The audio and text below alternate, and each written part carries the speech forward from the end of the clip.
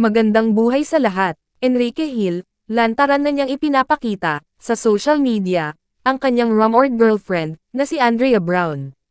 Wala ngang diretsong pag-amin, si Enrique Hill, sa estado ng kanyang pag-ibig ngayon. Pero, nakikita na ng netizens ang katotohanan, between Enrique Hill, and Andrea Brown. Namataan sila sa iba't ibang lugar, gaya ng resto, at sa airport na magkasama.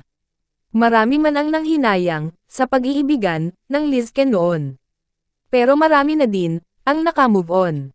Ang madalas na sinasabi, ng Lizken fans, kahit anong kapalaran ng dalawa, ay patuloy pa din ang suporta, ng mga ito.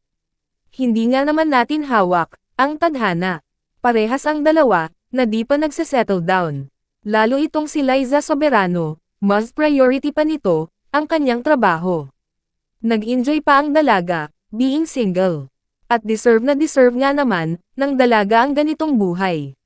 Dahil bata pa lang siya, nasabak na ito sa pagtatrabaho, at bata pa lang siya, ay naging boyfriend na niya, si Enrique Hill. 8 years na pagmamahalan, nina Enrique Hill, and Liza Soberano, ay napaka-memorable, sa kanilang mga masugid, na tagahanga. Naging parte na ang Lizken, sa kanilang buhay. Someday, kung sila talaga sa huli, ay magkukross muli, ang landas ng mga ito.